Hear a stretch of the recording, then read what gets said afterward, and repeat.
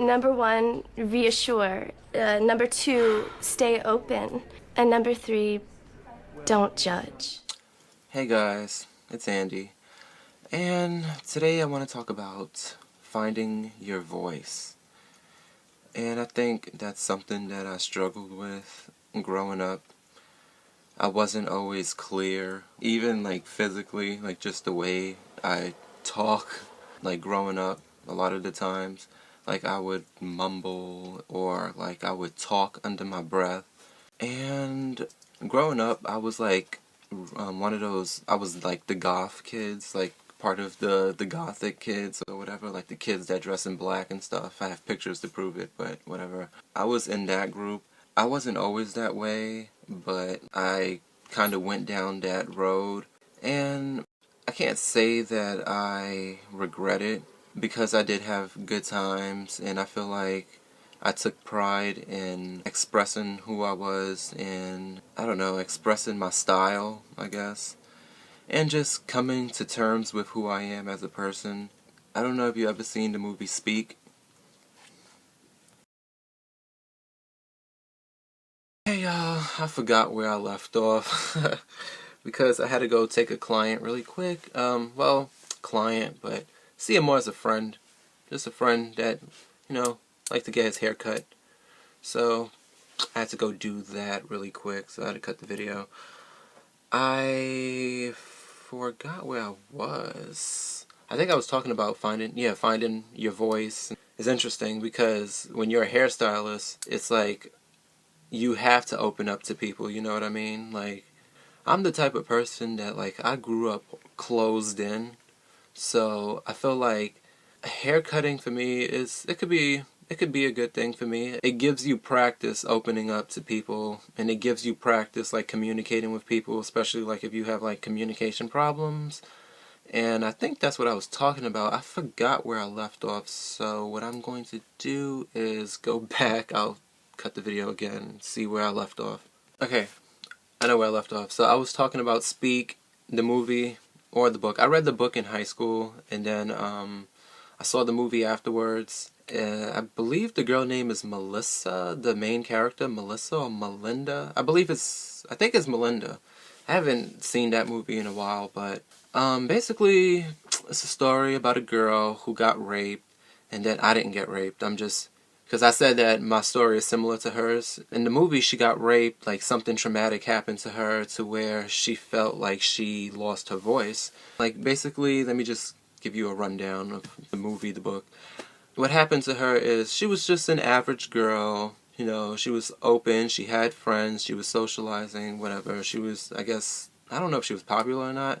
Again, I haven't read the book in a while, but what happened was she went to like this sorority party or this high school teen party, you know, the typical average party where they drink and get crazy and play music. I've been to a couple of those parties in my life, and I had a really good time. But nothing crazy happened to me. Always had a good time. Basically what happened to her is I believe she was drinking, and then some guy was drinking, and so he ended up forcing himself like on her, and to the point where she was raped. And then it was like a really crazy traumatic experience for Melinda, and she lost her voice, and she felt like she couldn't tell anybody. She felt like she couldn't relate to anybody. She didn't want to socialize anymore. And I always felt like I had a connection to that book, and it has nothing to do with me being raped, nothing crazy, wasn't molested. I'm just saying, and I really sympathize with people who go through that because I can't even imagine what that's like. Like, I don't know, it takes a really strong individual to get through something like that. Being raped, being molested, and even like coming to terms, like talking about it and finding your voice again. And I have my own story. I mean, I don't want to get too personal because I don't know, it's pointless. Probably it's pointless. But like, I've been through things in my life to where I felt like I lost my voice, like insecurity. I mean, I went from being like the goth kid. I had the eyeliner and everything. I was with the rockers, and I was with those kids. And then like I started playing with more makeup, I became more feminine, and that became more apparent, and I felt like people wasn't treating me the way I expected people to treat me. Like, I felt like once I started expressing myself in that way, like I started to see a shift in some of the way my friends viewed me. I mean, a lot of my friends didn't care, but like, I think the straw that broke the coconut's back was when people started treating me different, and like people started backlashing and like throwing hate my way. And even before that, like, I was starting to be more closed in. Even when I was starting to wear more black, more eyeliner and stuff like that, I, like, at a young age, like, my mom, she tried to, okay, I'll open up a little bit. My mom, she basically put it in my head that I was going to go to hell for being gay or something like that. And it's not that I necessarily believe that there's a hell. It's not that I necessarily believe that I'm even going there. Because the way I view homosexuality is, it's an accident of birth. Like, like, people are born gay. They didn't ask to be born gay. And at a young age, I always knew that that was pretty stupid. As a child, I used to go to church, and I used to like go hard, believing in God, like God this, God that. I went to school. I had like crosses on my book bag, and I was one of those people. And so when religious people, and especially the people in my family, like the people you wouldn't expect to like disown you for something as petty, something as stupid as being gay, who tries to make people believe that they're actually going to burn in hell for all eternity just because they was accidentally born gay? Like, it's an accident of birth. Like, I didn't ask to be born gay the same way you didn't ask to be born with green eyes or blue eyes or brown eyes or dark hair or light hair, red hair, orange hair. But you know what I'm talking about. Like, it's all an accident. Like, nobody asked to be born who they are. We are who we are, and now we just have to deal with it. And I feel like the way people deal with differences, especially humans, the way the human animal deals with like differences is they backlash when they don't understand something that's not in connection to who they are. Like, if they don't understand it, then it's bad. And I feel like it's the same thing with veganism. Like, people who don't understand a plant-based diet, people who don't understand people who sympathize with the struggle of the welfare of animals and what they go through, I feel like people put you in this category that you're crazy or that there's something wrong with you. Oh, there's nothing wrong with what I'm doing. And I feel like it's because we hold up a mirror to what they're doing and what they're contributing to. And I feel like it's always going to be like I don't know, history repeats itself. It's always that way. And so I've been through the goth experience. I've been through the gay experience. I'm still gay. It's not like I got over it. But I've been through the goth experience, and now I've moved forward. I've been through the gay experience. I was insecure about it at first, like a little bit. I was kind of believing them because I felt betrayed by what they was telling me, religious people. And then, you know, after a while I saw it as a joke. I'm not religious. I've been through the feminine experience. Like, I left my wig behind. I mean, I still have my wig. Where's my wig? Oh, this is going to be really interesting. I have not put this on in some time. Ooh. I look more like, oh my god, I look like a surfer dude. I look like one of those guys that's like, I forgot what's that guy name. It was like these two guys, and they used to sit at a couch. It was Mike Myers and some other guy with blonde hair who had like glasses. Where is my glasses? Oh my god. You remember it was like two guys? I don't know what the name of the show was, but it was like two guys, and one had like blonde surfer dude hair. Oh no, this is terrible.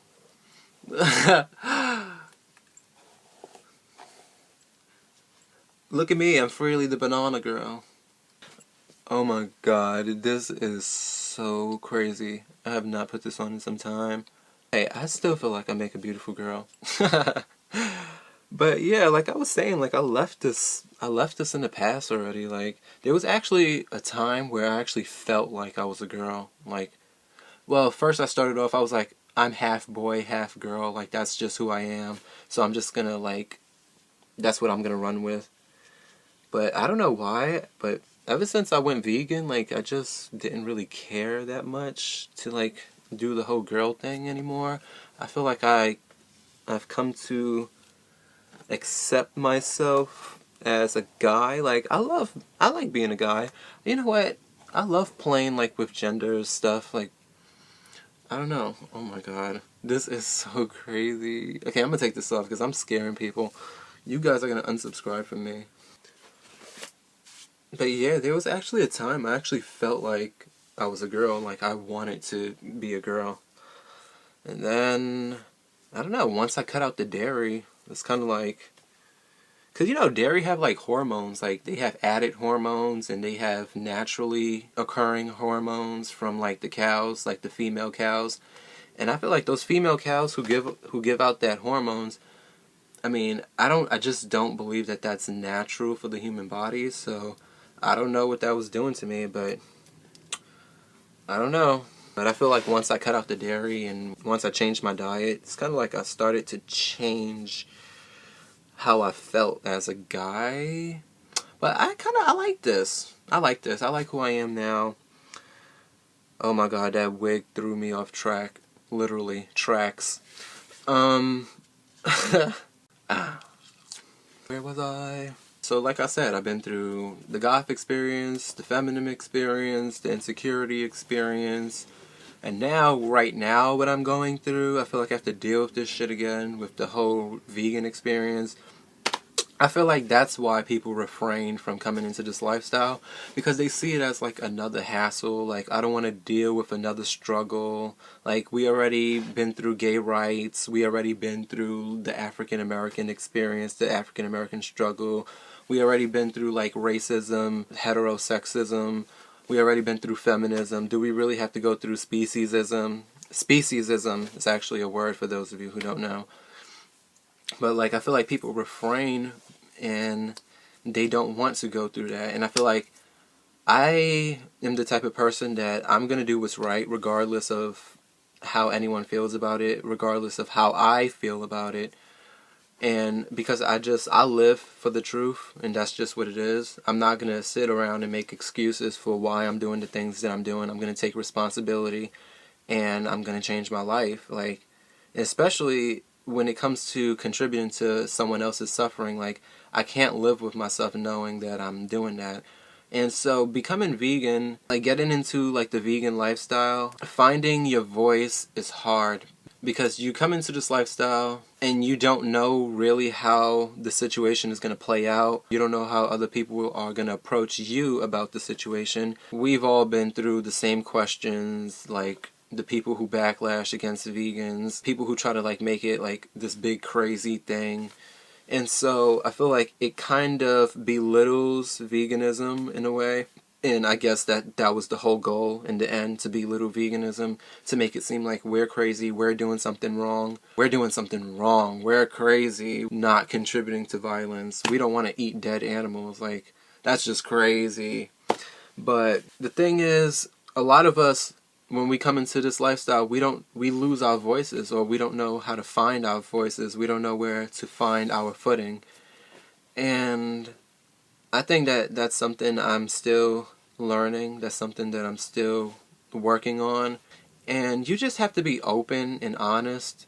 And I feel like when you're honest, you can't really go wrong, because when you have to think of a lie, you're not really putting your all into what you're talking about and what you're expressing. It's all about being honest. It's all about telling the truth and being honest. Sometimes the most honest thing that you can say is, I don't want to contribute to violence. What are they going to say about that? What can they say? Even if they say some stupid, ignorant shit, so what? I don't want to contribute to violence. It's a violent industry. It's a bloody industry. Animals suffer. Like, what can you say? You can't say anything to that. Just like when you can't say anything back to them when they tell you that they don't care. And then they throw out the bacon.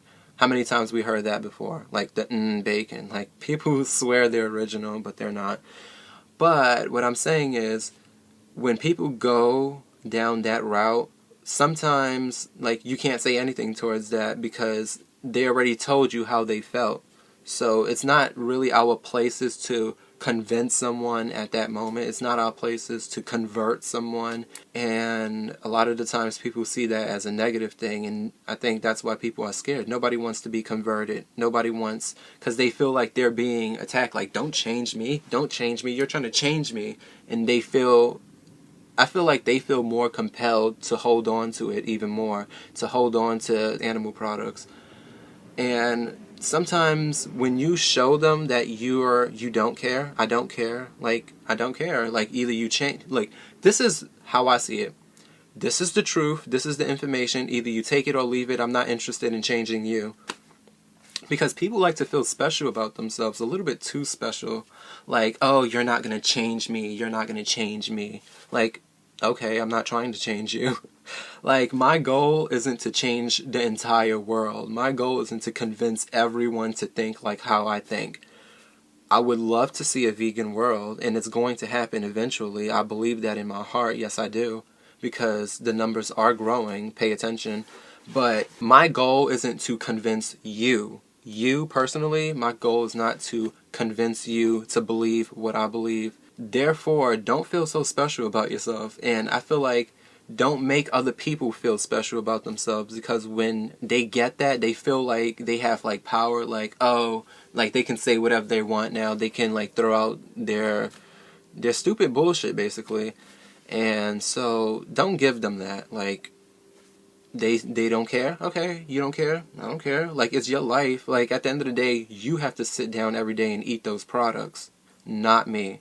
You have to sit there and live with what you're doing, not me. At the end of the day, I'm living according to my values. I'm living according to my core beliefs and what I feel is right in my heart.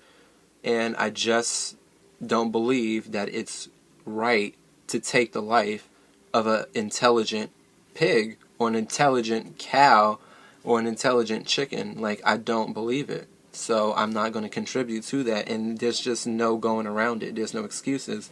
Sometimes what you can tell people is the truth, which is you don't want to contribute to violence, period. That's it. They can't say anything. Just like you can't say anything to them, like I said. I'm going in circles now, but basically the whole point of this video was just, like, you know, find your voice, and sometimes finding your voice means being honest and being authentic. Because in my opinion, it's way too easy to go along with the majority of people. It's always the majority of people who think that what they're doing is right. And history, it always comes back and it always proves us wrong every single time. The majority of people aren't always right. And we've seen that, and it's been proven. And so be authentic, be honest, be true to your core values, live according to your values. And yeah, just be happy. Like, it doesn't have to be like a serious thing. It doesn't always have to be a debate. So I'll just leave you guys at that. And look who's here with me again today. Oh my god, more veggie patties. I didn't make them look as cute as I did in the other video, my last video, but cute or not cute, they taste amazing. So yeah, why eat animals when we have this? Like, this taste, and coming from someone who used to eat animals and who used to eat meat, like, I can honestly say I can't tell the difference. If anything, I feel like this tastes better, because when you know something is healthy for you, I feel like it makes it taste that much more better. And to know that you're not contributing to those industries, like, I feel like it makes it taste that much more better. So I'll see you guys later, and again, peace and love. Literally, peace and love.